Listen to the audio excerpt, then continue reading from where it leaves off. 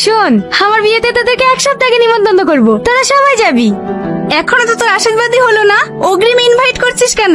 আরে না, পরশুদিন আমার আশীর্বাদ, ওই দিনই বিয়ের ডেট কনফার্ম হয়ে যাবে। ওরে বাবা রে, বিদ্যুৎ চমকালে কোন দিকে? এই বজ্রপাত যে বাড়িতে পড়বে সে বাড়ি পুরি সাগর হয়ে যাবে।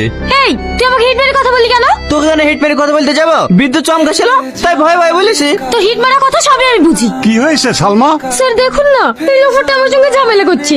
এই আমাকে লোফার বলবি নি, তোর সঙ্গে আমি কোনো লোফারগিরি করিনি। তোমরা চুপ করো তো। তোমাদের দুজনের মধ্যে এত ঝামেলা হয় কেন? তোমরা কলেজে এসে আর সবার মতো ফ্রেন্ড হয়ে থাকতে পারো না? এর মতো ছেলেকে আমি ফ্রেন্ড বানাবো?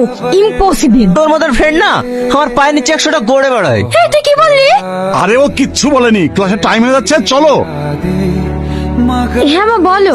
আজকে তুই বাড়ি আসবি নি? না মা, আজকে যাবো না। মধু, তোকে যে কথা বলেছিলাম সেই আংটির ব্যাপারে, ওটা কি হয়েছে? হ্যাঁ আমার টাকা ম্যানেজ হয়ে গেছে। এত টাকা কোথায় পেলি? স্কলারশিপের কিছু টাকা ছিল, আর বান্ধবীর সাথে কিছু টাকা ধার নিয়েছি।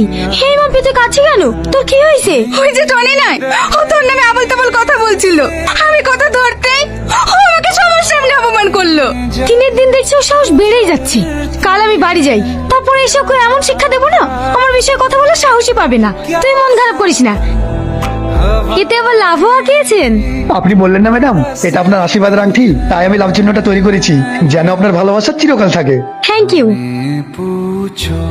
দাঁড়ান দাঁড়ান, অনেক লেট হয়ে গেল, সেটা মনে হয় আর পাবোই না। এই নিন আপনার ভাড়া। এই টোটো, শিমুলতলা মোড় যাবে? হ্যাঁ যাবে, বসুন। দাদা এই ব্যাগটা কার? এক্ষুনি একটা মেয়ে নেমে গেল, ওরই হতে পারে। আচ্ছা দাদা, মেয়েটা কোন দিকে গিয়েছে? আপনি ওকে পাবেন না, ট্রেন ধরার জন্য তাড়াতাড়ি চলে গেছে। তাহলে ব্যাগটা, আচ্ছা ব্যাগটা আপনার কাছে রেখে দেন, আপনি পুলিশ স্টেশনে জমা দিয়ে দেবেন। পুলিশ? ও ওইসব চক্করে আমি পড়তে চাইনি। তুমি যখন ব্যাগটা পেয়েছো তুমি দিদিও, ও ওইসবের মধ্যে আমি যাবো না। ঠিক আছে আমি দেখছি, চলেন।